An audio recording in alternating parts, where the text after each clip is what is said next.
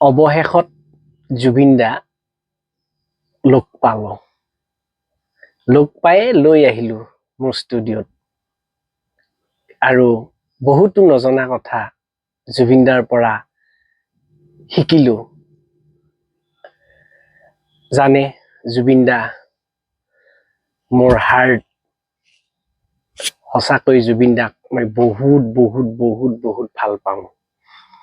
গতিকে জুবিন দাক মই লগ পাই কি সুধিলোঁ আপোনালোকে আহকচোন। আচ্ছা, সংগীত জীৱনৰ আৰম্ভণি আৰু শৈশৱ পঢ়া শুনা এই বিষয়ে অলপমান আপুনি ক'ব নেকি? সংগীত জীৱনৰ আৰম্ভণি আৰু শৈশৱৰ পঢ়া শুনা এই বিষয়ে অলপ আপুনি ক'ব নেকি? ঘৰতে মায়ে শিকাইছিলোঁ প্ৰথম গান। তাৰপিছত তবলা মই শিকিছিলোঁ একদম সৰুৰ পৰা তবলা বজাইছোঁ। পণ্ডিত ৰবীন বেনাৰ্জী মোৰ গুৰু আছিলে, তেখেত নাই এতিয়া কৰিমগঞ্জত।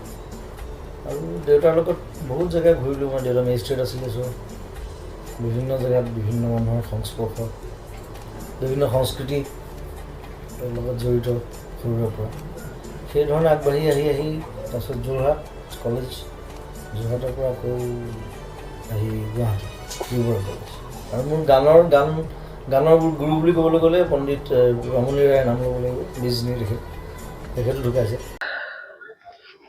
আপোনাৰ ২ নম্বৰ মোৰ প্ৰশ্ন উত্তৰটো হৈছে, আপুনি যেতিয়া সংগীত জগতলৈ আহিছিলে, সংগীত জগতলৈ অহাৰ আগত আপুনি অন ষ্টেজত আপুনি পাৰফৰ্মেঞ্চ কৰিছিলে নেকি ক'ৰবাত? বহুত বজাইছোঁ মই। আগতে কীবৰ্ডিষ্টে আছিলোঁ, তাৰ আগতে তবলা বজাইছিলোঁ বিভিন্ন মানুহৰ।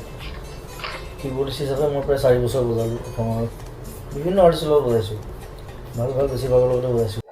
মোৰ ৩ নম্বৰ প্ৰশ্নটো হৈছে, আপুনি যেতিয়া অনামিকা ৰিলিজ কৰিছিলে, আপুনি ভাবিছিলেনে এই এলবামখনে অসমীয়া আধুনিক গীতৰ খলকনি সৃষ্টি কৰিব আৰু সেই ধৰণে ৰাইজে সেই এলবামখন আদৰি ল'ব? অনামিকা নতুন ষ্টাইলৰ এলবাম আছিলে প্ৰথম কথা। আৰু নতুন কাম যেতিয়া কৰা হয় তেতিয়া সদায় ৰিস্কি হয়, মানুহে ল'বনে নল'ব, শুনিবনে নুশুনিব। আৰু মোৰ ছিংগিং ষ্টাইল, মোৰ মিউজিক এৰেঞ্জমেণ্ট গোটেইখিনি একেবাৰে নতুন ধৰণৰ আছিলে অনামিকাৰ পৰা। চ' সেইকাৰণে ভয় আছিলে মনত, যে কিন্তু ভয় থাকিলেও যি মানুহে ৰিস্ক ল'ব জানে সি মানে আগুৱাই যাব পাৰে আছিলে মই ভাবোঁ। চ' সেইধৰণে আগবাঢ়িছিলোঁ আৰু বহুত কষ্টে মষ্টে এলবামটো কৰিছিলোঁ। তাৰ পৰা এই যাত্ৰা আৰম্ভ হৈ গ'ল। হয়, অসমৰ মানুহ ধন্যবাদ। মোৰ ৪ নম্বৰ প্ৰশ্নটো হৈছে, আপোনাৰ কলেজীয়া জীৱনৰ কিছুমান ঘটনা আৰু তেনেকুৱা স্মৰণীয় কিছুমান ঘটনা ঘটিছিলে নেকি? কলেজৰ মোৰ স্মৃতি মানে কলেজৰ ক্লাছৰুমৰ স্মৃতি ইমান নাই, কাৰণ মই ক্লাছ খুব কম কৰিছিলোঁ, সময় নাপাইছিলোঁ, ক্লাছ ক্ষতি হয়। তাৰোপৰি বাহিৰৰ এক্টিভিটিছবিলাক বেছি আছিলে। মোৰ জে বি কলেজতো এটা ডাঙৰ গ্ৰুপ আছিলে ল'ৰা ছোৱালীৰ। ইয়াতো এটা বিবুৱাৰ্ড কটনত আছিলে, কমাৰ্চতো আছিলে এটা গ্ৰুপ।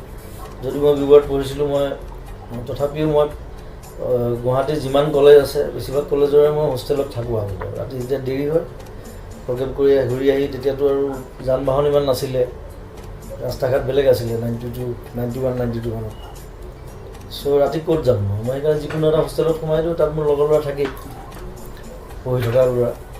আৰু কটন হওক, বি বৰুৱা হওক, কমাৰ্চ হওক, হেৰিটো আছিলোঁ মই আমাৰ আৰ্য হোষ্টেলটো মোৰ লগৰ ল'ৰা আছিলে।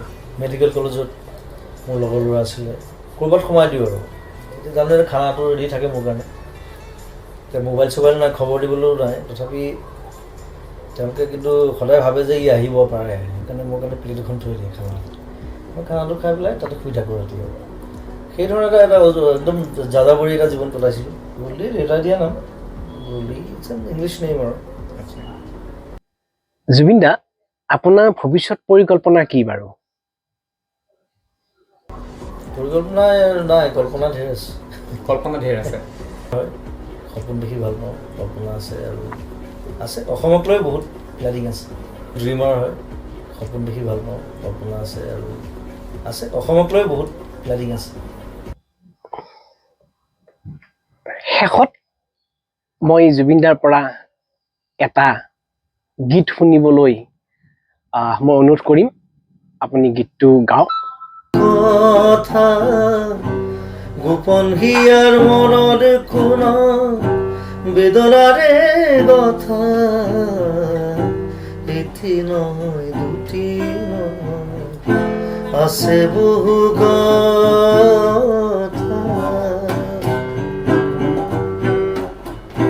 রঙিন পাখি রঙত মেলি অরুণ রবি যায় মন বনাকাই রই রই দেউকা কুমায় রঙিন পাখি রঙত মেলি অরুণ রবি যায় মন বনাকাই রই রই দেউকা কুমায়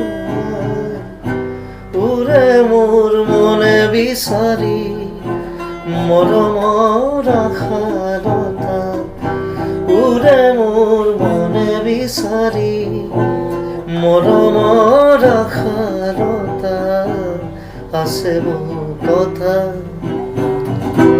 এটি নহয় দুটি নহয় আছে বহু কথা ভিডিঅ'টো চাই যদি আপোনালোকৰ ভাল লাগিলে তেনেহ'লে মোৰ এই ভিডিঅ'টো এই জুবিন দাৰ লগতে জুবিন দাক যে কিমান ভাল পায় আপোনালোকে আৰু সেই হিচাপত আপোনালোকে মোৰ চেনেলটো লাইক আৰু ছাবস্ক্ৰাইব শ্বেয়াৰ কৰিব কাৰণ এই লাইক ছাবস্ক্ৰাইবটো জুবিন দাক যাতে আপোনালোকে দিয়ে কিমান ভাল পায় জুবিন দাক ঠিক আছে এনেদৰে ভিডিঅ'বোৰ মই আকৌ আনিবলৈ চেষ্টা কৰিম নমস্কাৰ